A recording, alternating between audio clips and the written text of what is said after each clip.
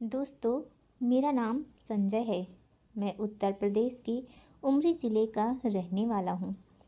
यह कहानी मेरी और मेरी आंटी की है। बात उन दिनों की है जब मेरी कॉलेज की छुट्टी चल रही थी, तो मैं घर पर ही रहता था। चाचा और पिताजी का एक ही घर है, तो वो लोग भी हमारे साथ ही रहते हैं। एक शाम की बात है कि मेरी चाची की सहेली कमला आंटी आई थी, तो मैं उनको देखता ही रह गया। वो बहुत ज़्यादा सुंदर लग रही थी। फिर चाची उनके लिए चाय बनाने चली गई। मैं आंटी के पास बैठ गया और वो तब तक मुझसे बातें करने लगी। इससे पहले कि हम दोनों के बीच कुछ और बात होती, चाची आ गई। लेकिन अब कमला आंटी मुझे कुछ और ही नज़र से देख रही थी और स्माइल भी दे रही थी। फिर सब लोग चाय पीने लगे। चाची अब आंटी से बात करने लगी। उधर मैं चाय पीते हुए अपना मोबाइल फ़ोन चलाकर टाइम पास करने लगा, लेकिन मेरा ध्यान अभी भी कमला आंटी पर ही था। ऐसे ही बातें करते हुए काफ़ी टाइम हो गया और चाची ने कहा, कमला आंटी को उनके घर छोड़ आओ। उस वक्त काफ़ी देर हो चुकी थी, इसलिए चाची ने कमला आंटी को मेरे साथ भेजना ही ठीक समझा। अब तो मेरे दिल में लड्डू फूटने लगा था। मैं अपनी बाइक निकाल कर आंटी को उनके घर छोड़ने जाने लगा। हम बाइक पर बैठे और उनके घर के लिए निकल पड़े। कुछ ही देर में हम उनके घर पहुंच गए। मैंने आंटी को उतार दिया और घर जाने के लिए मुड़ा, मगर जब मैं जाने लगा तो आंटी कहने लगी, चाय पी कर जाना। मैंने उनको ऊपर के मन से मना किया, लेकिन आंटी के घर अंदर जाने का मन तो मेरा भी था कि क्या पता आंटी के साथ कुछ हो जाए। फिर आंटी ने जिद किया तो हम उनके घर के अंदर गए। आंटी के 2 बच्चे थे, उन्होंने बच्चों से मिलवाया। उनके पति की एक दुकान थी और उस वक्त वो दुकान से लौटे नहीं थी। आंटी मेरे लिए चाय बनाने लगी। बच्चे टीवी देख रहे थे। मैं भी वहीं बैठकर इंतज़ार करने लगा। कुछ देर बाद आंटी चाय लेकर आ गई। फिर हम दोनों साथ में चाय पीने लगे। बच्चे टीवी देखते हुए तब तक नींद में हो गए थे। मैंने पूछा, बच्चे तो सो गए आंटी? वो बोली, हाँ, खाना मैं बनाकर गई थी और इनको खिलाकर भी गई थी। इस वक्त तक नींद आ जाती है इनको। मैंने कहा, तो फिर रात को आपको अंकल का इंतज़ार देर तक करना होता होगा, आपको डर नहीं लगता? आंटी बोली, हाँ लगता है, वो देर से आते हैं और अकेलापन भी लगता है। फिर हम दोनों चुप हो गए। तब आंटी बोली, तुम बताओ, तुम्हारी गर्लफ्रेंड वगैरह है या अभी ऐसे ही घूम रहे हो? मैंने कहा, नहीं है तो नहीं, लेकिन किसी को बनाने की सोच रहा हूँ। आंटी से उत्सुकतावश पूछा, किसे? मैंने कहा, आपको। आंटी हंस दी और बोली, अच्छा, तो इसीलिए तुम मुझे ऐसे देख रहे थे? मैं भी शर्मा गया, लेकिन फिर स्थिति को संभालते हुए बोला, माफ़ करना आंटी। वो बोली, कोई बात नहीं, चाय की 1-2 घूंट ही कप में बची थी।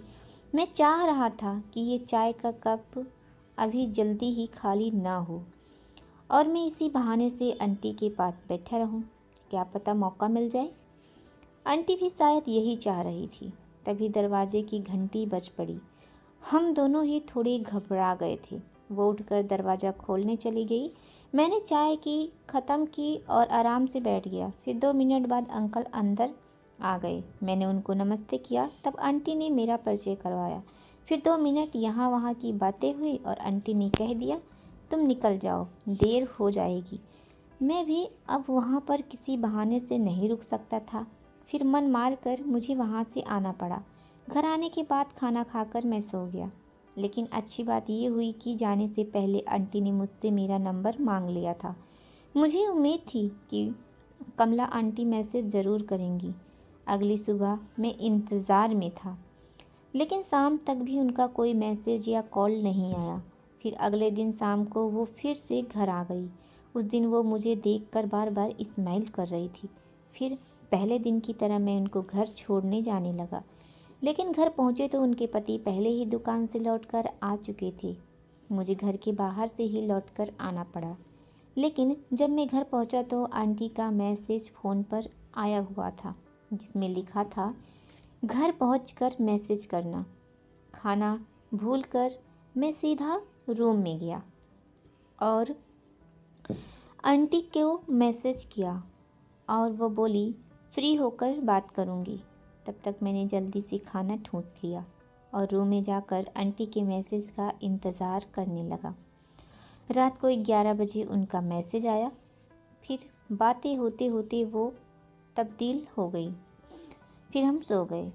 तब आंटी से रोज़ बातें होती थी। इसी बीच मेरा जन्मदिन आ गया। मैंने आंटी से कहा, गिफ्ट चाहिए आपसे? वो बोली ठीक है, दे दूँगी। मैंने कहा कब? वो बोली ठीक है, दे दूँगी। मैंने कहा कब? वो बोली आज शाम को घर आ जाना, केक यहीं काटेंगे। शाम को मैं तैयार होकर आंटी के घर के लिए निकल गया। घर पहुंचा तो उन्होंने दरवाज़ा खोला। मैं मुस्कुरा कर बोला, मेरा गिफ्ट कहाँ है? वो बोली चलो केक काटते हैं। मैंने देखा कि घर में बच्चे नहीं थे। मैंने पूछा बाकी सब कहाँ हैं? आंटी बोली हस्बैंड बच्चों को उनके दादा दादी के यहाँ लेकर गए हैं, आज रात को वहीं रुकेंगे। फिर वो केक लेकर आई और हमने केक काटा। आंटी ने अपने हाथ से मुझे केक खिलाया, मैंने भी आंटी को अपने हाथ से केक खिलाया। फिर मैंने कहा गिफ्ट कहाँ है आंटी? फिर कमला आंटी ने कहा कि सब्र करो, आज का गिफ्ट आप ज़िंदगी भर नहीं भूल सकते। फिर आंटी ने अपने ऊपरी वस्त्र को निकाला तो मैं आंटी को देखकर दंग रह गया। उसके बाद तो मुझसे कंट्रोल हो पाना मुश्किल था। और फिर आंटी ने मुझे बहुत खुश किया। लगभग 3 राउंड तक मैच चला। फिर वो सब के बाद उन्होंने मेरे लिए खाना लगा दिया। आंटी ने खाना पहले ही बनाकर रखा था। हमने साथ में खाना खाया। फिर वो मुझे जाने के लिए कहने लगी, क्योंकि रात में उनके यहाँ रुकना ठीक नहीं था। मैं भी जाने के लिए तैयार होने लगा। वो दरवाजे तक मुझे छोड़ने आई। उसके बाद मैं वहाँ से आ गया। तो दोस्तों, आपको ये कहानी कैसे लगी? अपनी राय कमेंट बॉक्स में ज़रूर बताना और ऐसी कहानियाँ देखने के लिए मेरे चैनल को सब्सक्राइब करना ना भूलें। धन्यवाद। मिलते हैं एक नई कहानी के साथ एक नई वीडियो में।